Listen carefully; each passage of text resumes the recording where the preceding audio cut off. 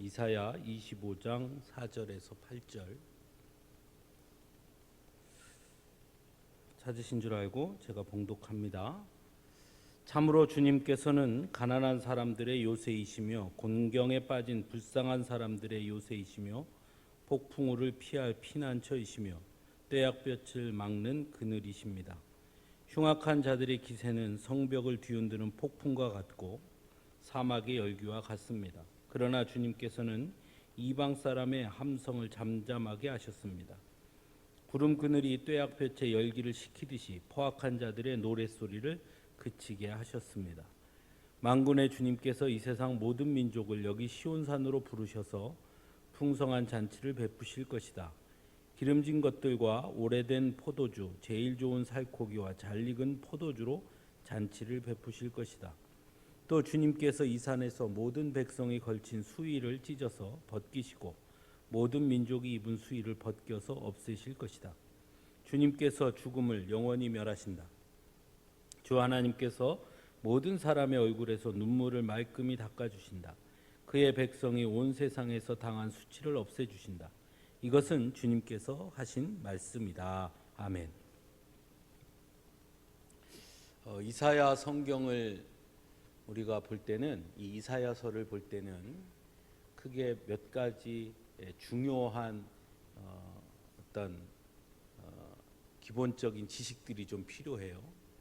먼저 1장에서 39장까지를 흔히 제1 이사야라고 말하는데 이 1장에서 39장은 이스라엘, 그러니까 남유다가 멸망당하기 전입니다.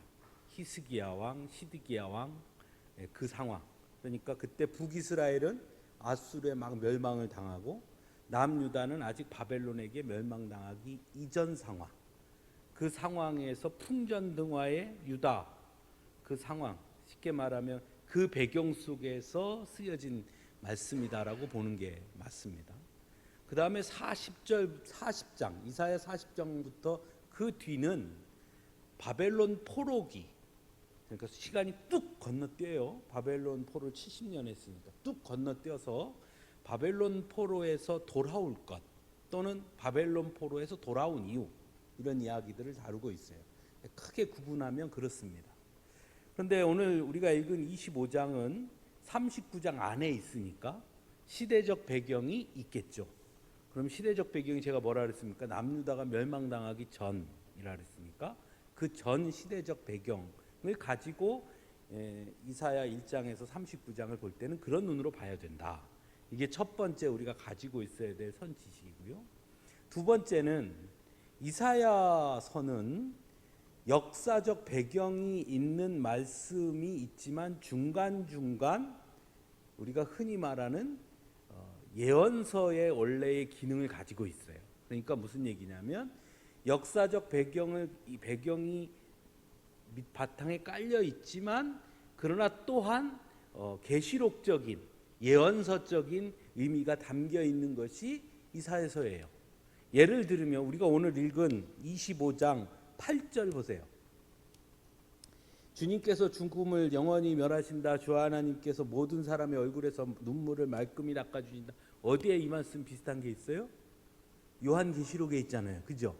그러니까 이렇게 또 우리가 잘 아는 것처럼 구약의 많은 성경 중에서 예수님의 오심 또는 예수님의 십자가의 죽으심, 예수님의 부활에 관해서 가장 많이 예언되어 있는 말씀이 이사야의 말씀에 있단 말이에요. 그죠? 그러니까 이사야서는 역사적 배경이 1장에서 39장 같은 경우엔 역사적 배경이 담겨져 있다. 그 바탕이 있지만 그래서 그 내용으로 쭉 이어져 오지만 그런데 중간중간에는 그것을 확 건너뛰는 넘어서는 즉 예언에 관한 말씀, 미래에 관한 말씀들이 담겨 있다. 이렇게 보는 거예요.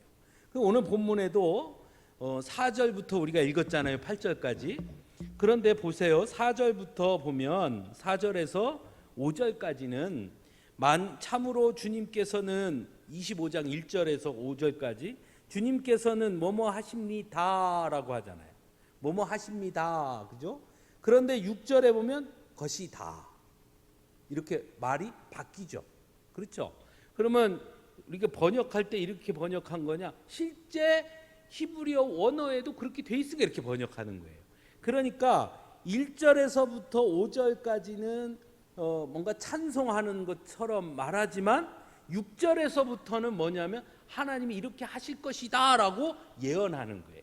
그러니까 이렇게 뭐뭐 하실 것이다 라는 것과 뭐뭐 하십니다 라는 것은 다른 의미잖아요. 그러니까 성경을 볼 때 그런 쭉 읽다가 그것이 좀 바뀌었거나 화자가 바뀌었거나 서술형이 바뀌었을 때는 이것과 이것의 내용이 조금 다르구나 이렇게 우리가 볼 수 있어야 한다는 거예요.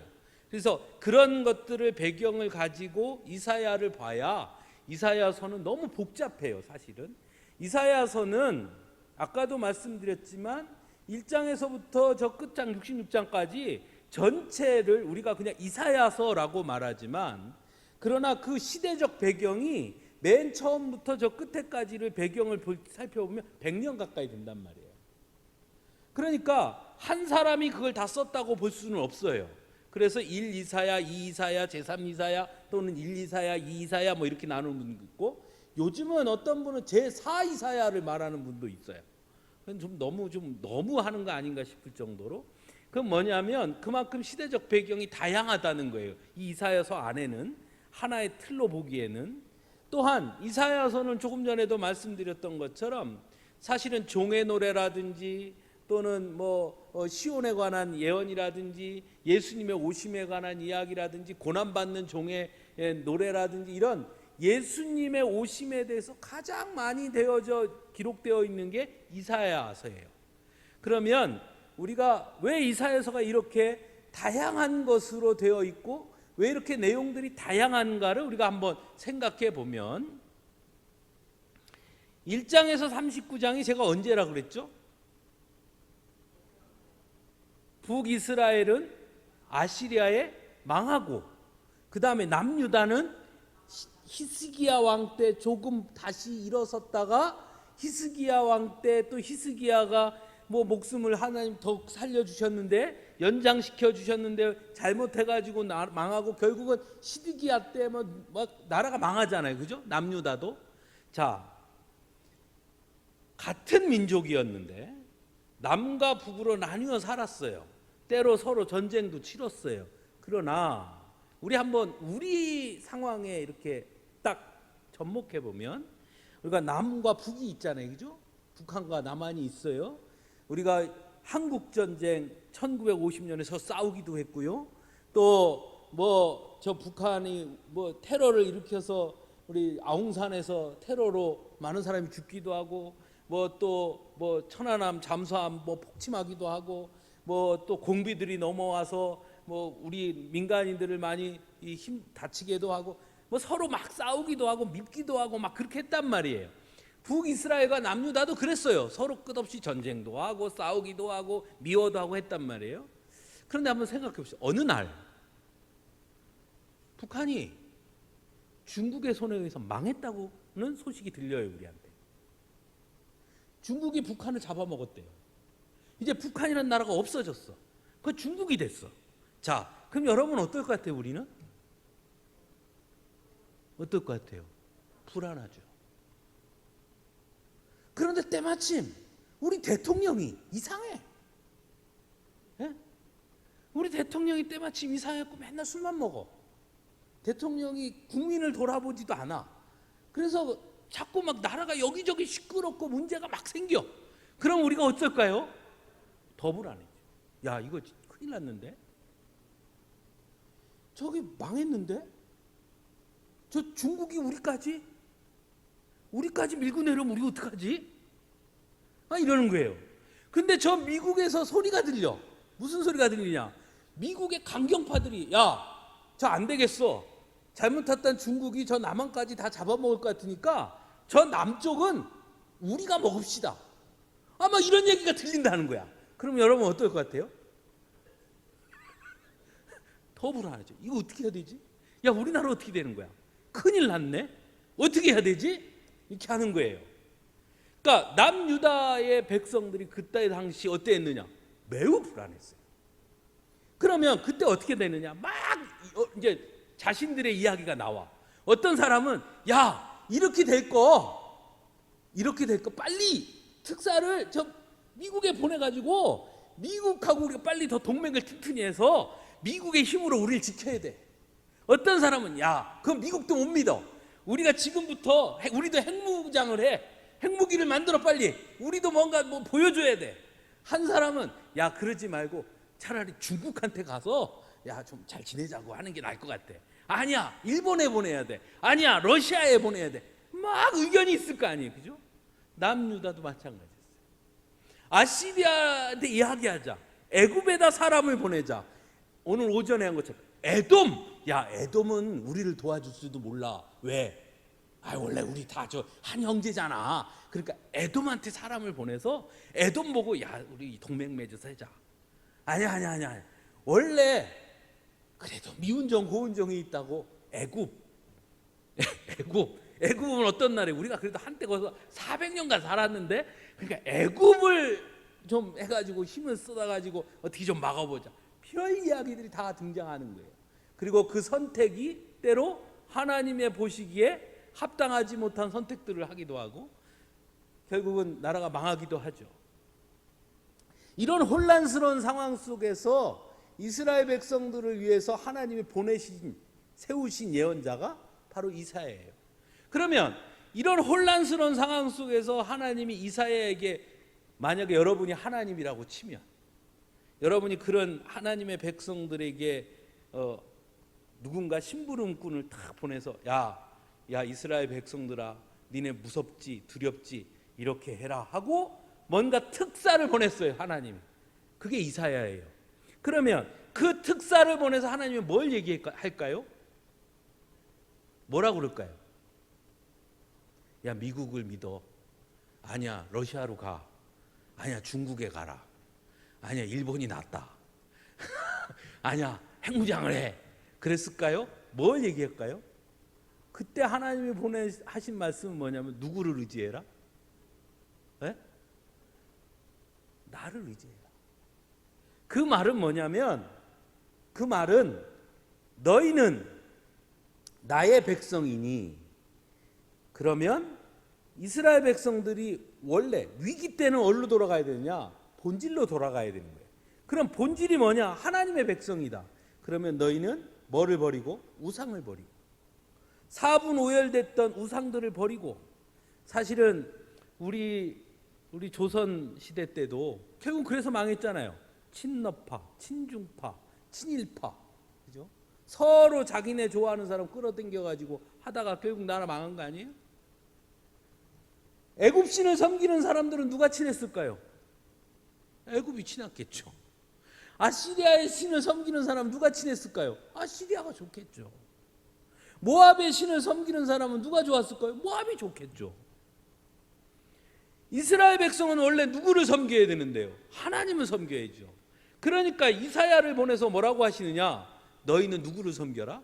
하나님을 섬겨라. 이 말은 무슨 뜻이냐? 하나가 되어야 한다는 거예요. 어디 안에서? 하나님 안에서. 하나님 안에서 하나가 되어야 하는 거예요. 그러면 하나님이 뭐 하신다는 거예요? 우리가 가야 할 길을 가르쳐 주신다는 거예요. 여러분, 그 성경에 하나님과 우리의 관계를 아버지와 아들, 신랑과 신부만 가 대표적이지만 제일 많이 등장하는 게 뭔지 아십니까? 우리가 예수님을 뭐라고 불러요? 우리의 주님이라고 부르죠. 주. 오늘 본문에도 만군의 주님이죠. 주는 뭐예요? 주인이에요. 하나님을 주님이라고 부른다는 건 하나님이 우리의 뭐라는 거예요? 주인. 그러면 하나님이 주인이면 우리는 뭐예요? 주인? 반대는 뭐예요? 종.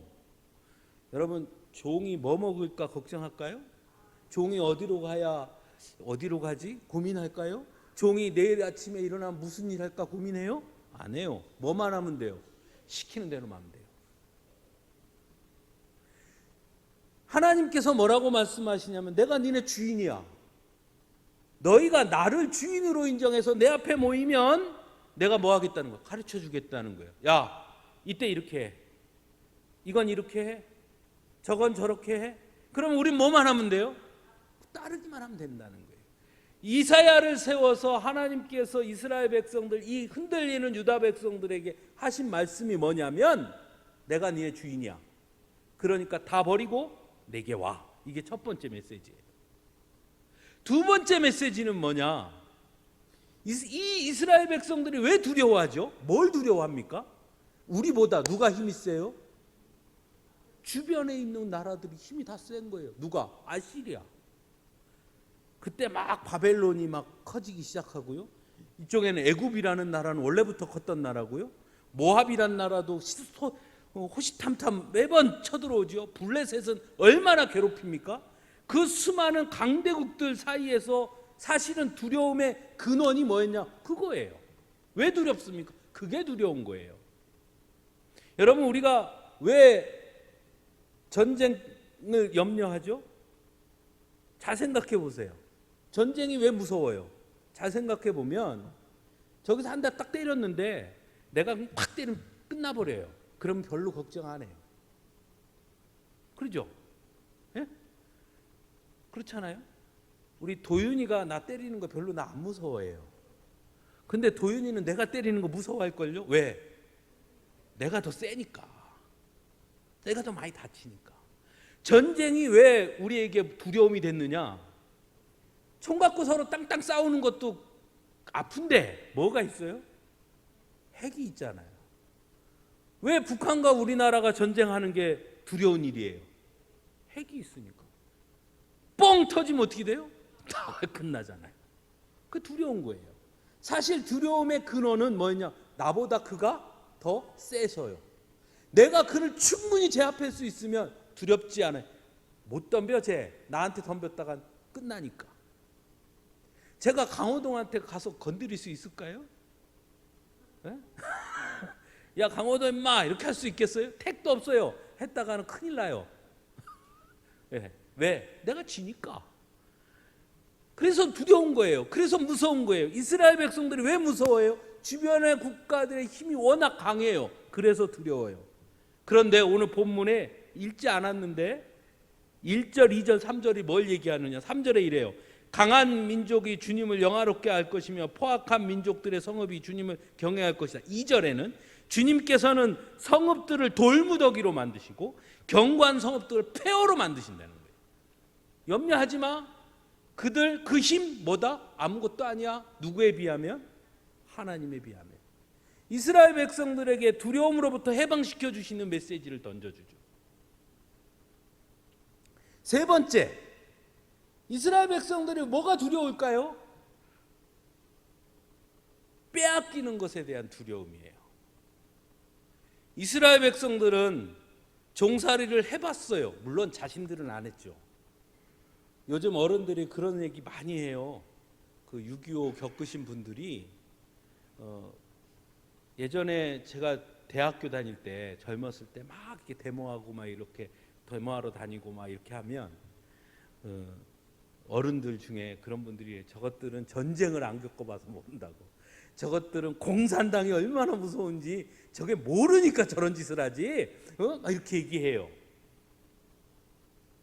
그분들은 실제로 겪었고 경험한 사람들은 그게 얼마나 무서운지 알아요.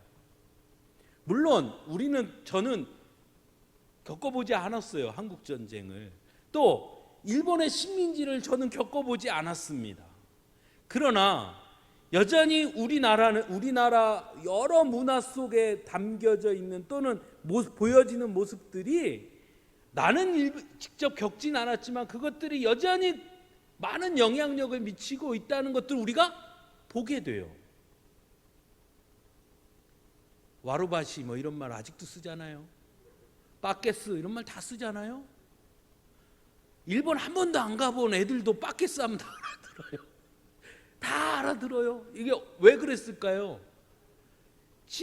일본의 식민지 때 1940년 이후에 일본이 학교에서 한국말 못 가르치게 하고 국어 시간에 일본말 가르쳤어요. 국어 시간에. 창씨개명 다 했고요. 그래서 그때 학교에서 친구들끼리 쉬는 시간에 한국말 쓰잖아요. 맞았어요. 그래서 어떻게 했느냐? 쉬는 시간에 놀 때도 무슨 말 쓰게 했냐면 일본말 쓰게 했어요. 왜? 일본하고 하나 되게 한다고. 그러니까 저희 외할머니 얼마 전에 돌아가셨는데 99에 돌아가셨거든요. 그러니까 저희 외할머니는 일본 일제시대 때 그 기억을 해요. 그러니까 일본말 잘해요. 그런 것들이 이어서 지금도 아무 일본에 가보지도 않았던 아이들이 일본말 쓰죠. 그게 뭐냐? 그 영향력이라는 거예요. 우리는 우리의 부모들이 내 자녀를 무릎에 앉혀놓고 한국전쟁 때 이랬다 저랬다 잘 얘기하지 않지만 이스라엘의 전통은 뭐예요? 앉혀놓고 뭘 얘기해요? 애굽에서 뭐 얘기해요? 종살이했던 얘기해요. 우리가 원래 애굽에서 종살이했다. 400년 동안이나 애굽에서 종살이했다. 그때 정말 고생했다. 그래서 그들의 절기에 뭐가 있어요? 유월절이 있고 무교절이 있어서 누룩이 들어가지 않은 빵을 먹음으로써 자자손손 애굽에서 종살이했던 것도 기억하게 했단 말이에요. 자, 그런 기억 속에 있던 아이들이 사람들이 자라서 어른이 됐는데 지금 나라가 흔들리고 저 북쪽에 있는 북이스라엘은 아수르에 망해서 아수르의 포로로 끌려가서 포로가 됐어요. 얼마나 두려울까요? 내가 지금 가지고 있는 걸 다 뭐예요? 다 빼앗기는 거예요. 빼앗기는 것에 대한 두려움이에요. 요즘 오전에 우리 고장로님이 기도해 주셨는데 요즘 물가가 엄청나죠. 기름값 엄청납니다. 이게 왜 그렇게 됐을까요? 전쟁 때문이에요. 러시아 우크라이나 전쟁. 우리가 아이고 전쟁 났나 보네 그랬는데 아이고 참 못됐네 그리고 끝났는데 그게 아니라 지금 우리에게까지 영향을 지금 미치고 있죠. 이제 슬슬 우리가 어떻게 하느냐? 슬슬 걱정하기 시작하는 거예요. 이거 이러다가 우리나라에까지 영향을 미치는 거 아니야? 뭐 삼성 불패라고 해서 삼성의 주식은 절대 떨어지지 않는다 했는데 지금 삼성전자 주식도 급락하고 있고요. 카카오 주식도 막 떨어지고 있고요. 뭐 반도체 호황이다 했던 것도 지금 다 떨어지고 있고요. 지금 경제가 여러모로 막 휘청휘청하는 외환 보유고가 IMF 이후로 지금 최저로 떨어졌어요. 우리나라가 현재. 이런 이야기들을 들으면 우리가 뭐 슬슬 어떻게 돼요? 염려돼요. 왜 염려될까요? IMF를 겪었거든요. 그러면서 무슨 생각하느냐? 야, IMF 때 뭐 했어요? 일자리 뺏겼거든요. IMF 때 뭐 했어요? 경제적으로 어려웠거든요. 그거 다 경험했거든요. 야, 이러다가 이거 다 또 빼앗기는 거 아닌가? 다 잃어버리는 거 아닌가? 다 무너지는 거 아닌가? 그 두려움이 있어요. 그때 하나님은 오늘 뭐라고 말씀하시냐면 4절에 이렇게 말해요. 주님께서는 가난한 사람들의 요새고 공경에 빠진 불쌍한 사람들의 요새고 폭풍우를 피할 바위식 피난처고 떼약볕을 막는 그늘이시다. 하나님이 너들을 보호해 주신다라고 말합니다. 염려하지 마.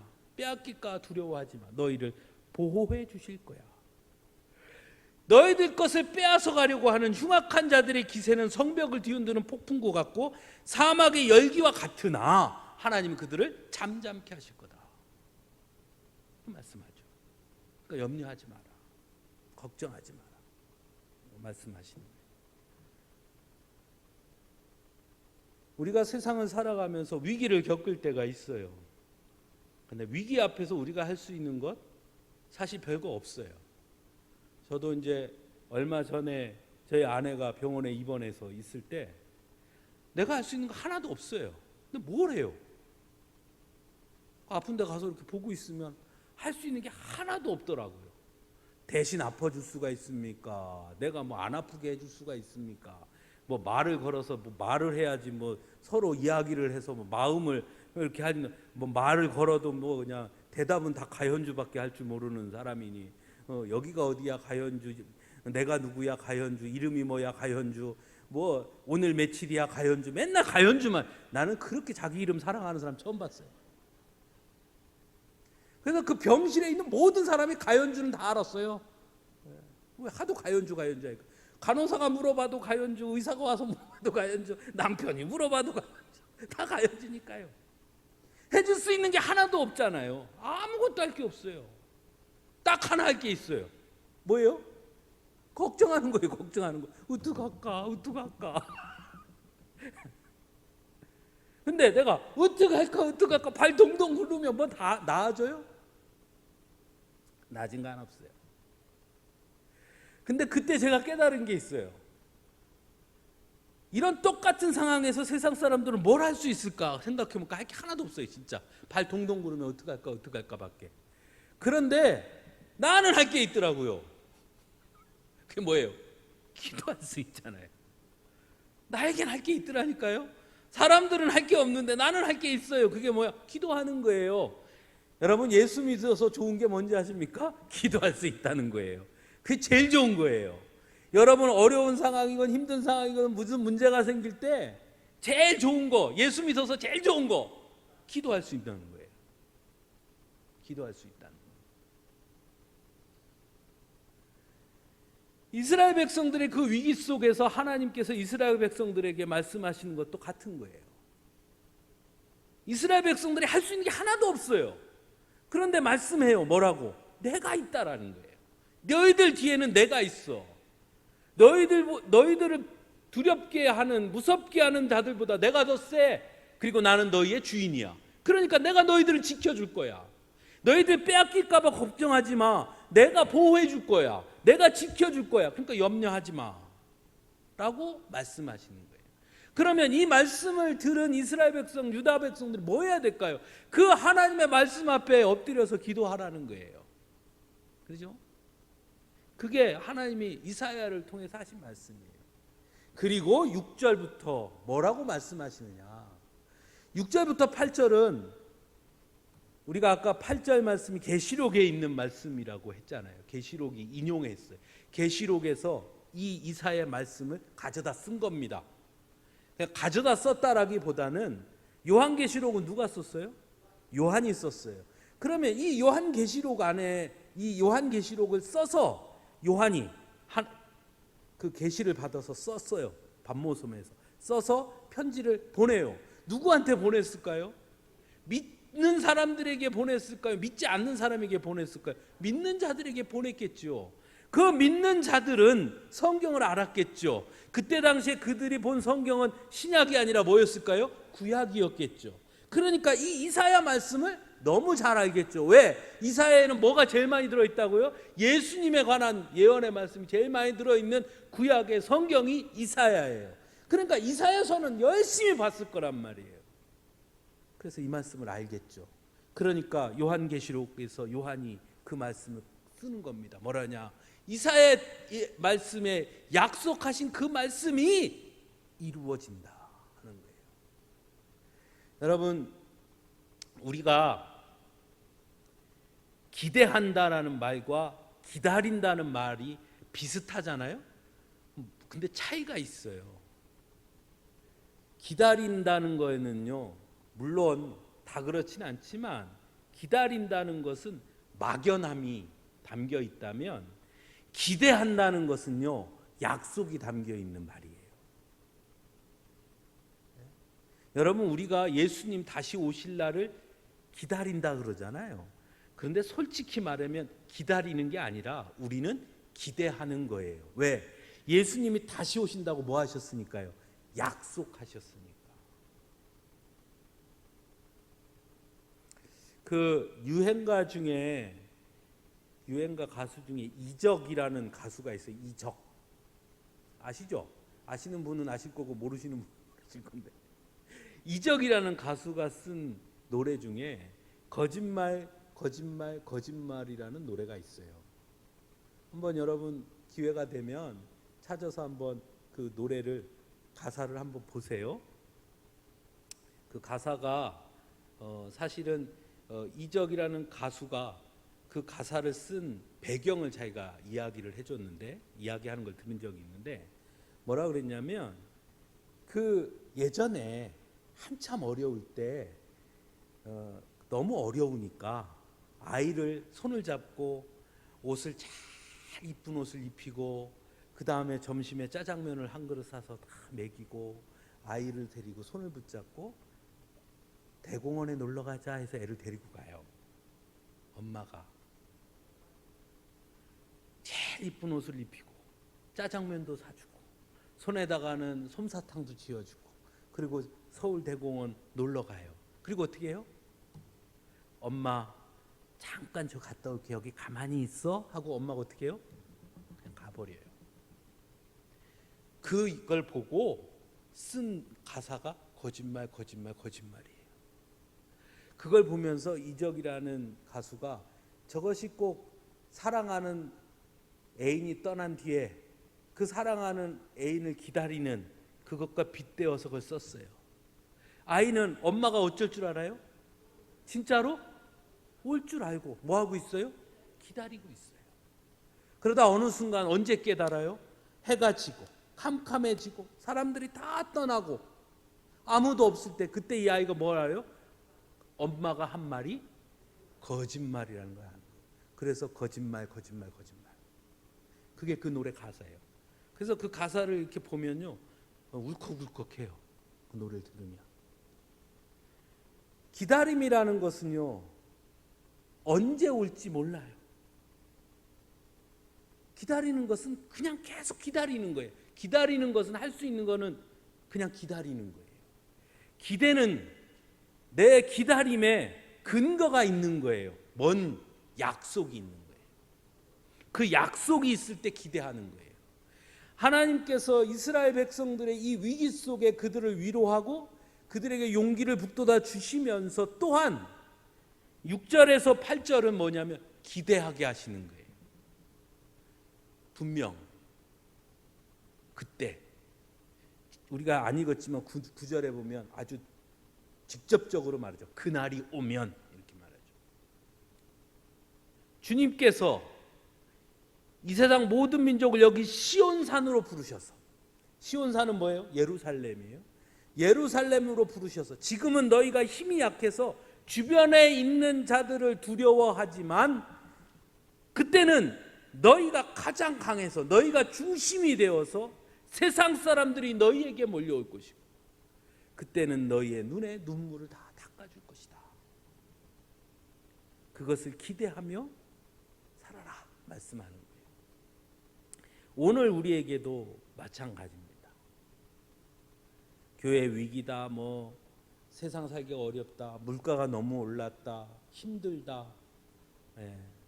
정말 그렇죠. 힘들고 어렵고. 또 이해는 돼요. 우리 대통령이 대통령을 처음 해봐서 그렇대잖아요. 그러니까 여러분들 좀 이해를 해주세요. 처음 해서 그렇다니까. 뭐 그 전에 대통령을 몇 번씩 해봤는지는 모르겠으나 대통령을 처음 해봐서 그렇대잖아요. 그러니까 여러분들 이해해 주시고. 또 나토에 가서 왜 그렇게 했냐니까 얼굴 익히러 갔대잖아요. 한번 만나서 얼굴이나 익히고 뭐 이러려고. 그러니까 우리가 이해해 줘야 돼요. 그럼 처음 보는 사람하고 뭘 하기가 어렵겠잖아요. 그러니까 우리가 이해하면서 여러 가지 어려운 문제들 그것 때문에 근심하고 걱정하죠. 두렵죠. 그거 진짜 이러다가 이거 큰일 나는 거 아닐까. 여러 지표들이나 이런 것들이 사실 많이 점점 더 어려운 모습 지표들이 나타나고 있습니다. 이건 뭐 우리나라뿐만이 아니라 세계 경제가 다 휘청휘청하고 있죠. 그때 우리가 할 수 있는 게 뭘까 생각해 보면 뭐 여러 가지를 말할 수 있을 거예요. 경제학자들은 경제학자들 나름의 방안을 내놓을 겁니다. 그러나 그것이 정답은 아닐 거예요. 그들이 보는 시각이겠죠. 사회학자들은 사회학적인 관점에서 대안을 내놓겠죠. 교육학자들은 교육적 대안을 내놓겠죠. 각각의 분야의 사람들이 그 대안들을 다 내놓을 겁니다. 그러나 그 대안들이 언제나 우리가 경험하지만 정답은 아니더라는 거예요. 다만 그 대안들을 우리는 어떨 때는 이런 방법을, 어떨 때는 저런 방법을 취합해서 또는 선택해서 사용할 수는 있겠지만 그것이 정답은 아니에요. 성경에도 이 이사야가 활동했던 그 시기에도 여전히 남유다에도 정치인도 있었고 경제인도 있었고 교육자도 있었고 수없이 많았을 거예요. 그리고 그들은 그들 나름대로 수없이 많은 방안들을 내놓았을 거예요. 그러나 정작 가장 중요한 방법은 어디에서 나왔느냐? 하나님에게서 나왔어요. 오늘날 우리의 세상도 마찬가지입니다. 아무리 과학과 기술이 발전했다고 해서 물론 과학자들이 나름대로 대안을 제시할 거고 기술자들도 내놓을 거예요. 그러나 정말 세상의 위기 앞에서 결국 인간은 누구에게 묻게 돼 있느냐? 하나님께 묻게 돼 있어요. 그런데 하나님한테 물어야 되는데 하나님이 안 보이잖아요. 그럼 누구에게 물을까요? 여러분에게 묻습니다. 여러분에게 물어요. 세상이 예전 같지 않아요. 여러분에게 물어요. 여러분 한번 보세요. 네이버나 다음 같은 데 들어가서 보세요. 거기에 누군가 이렇게 답을 달아요. 물어요. 이렇게 아픈데 이럴 때는 어떻게 해야 될까요? 라고 물어요. 그럼 누가 답 달아요? 물론 의사들도 달지만 그냥 평범한 사람들이 아유 나도 예전에 그렇게 아팠는데 그때 이렇게 했더니 괜찮습니다. 그리고 답 달아요. 똑같아요. 세상 사람들이 하나님에 대한 질문을 누구에게 묻느냐? 거기에 물어요. 그럼 거기에 누가 답을 달아요? 하나님을 경험한 우리가 답을 다는 거예요. 즉 이제 세상 사람들은 누구에게 묻느냐? 우리에게 물어요. 바로 성도들에게. 예전에는 누구에게 물었느냐? 소위 말하는 성직자에게 물었어요. 근데 이제 누구에게 묻느냐? 우리에게 물어요. 그래서 우리가 답을 해야 돼요. 그런데 우리는 무슨 답을 해야 되죠? 우리는 성도고 우리는 신앙인이기 때문에 우리는 무슨 답을 해줘야 돼요? 하나님의 말씀을 전해주고 답해줘야 돼요. 세상이 이러이러한데 어떻게 하면 좋을까요? 하나님의 음성으로 말씀을 드려야 돼요. 성경에는 이렇게 말씀합니다. 그래서 이럴 때 우리는 이렇게 해야 되지 않겠습니까? 라고 우리가 답을 해야 돼요. 세상이 우리에게 묻는다니까요. 며칠 전에 어떤 목사님 만났는데 그 목사님이 우스갯소리로 그렇게 말씀하시더라고요. 대구 경북에 가면은요, 교회 수보다 점집 수가 더 많아졌대요. 요즘 점집이 그렇게 잘 된대요. 네. 그러면서 그 목사님 하시는 말씀이 우리도 교회에서 점을 좀 보면 어떨까? 이렇게 해가지고 자, 뭐 질문하면 자, 기도합시다.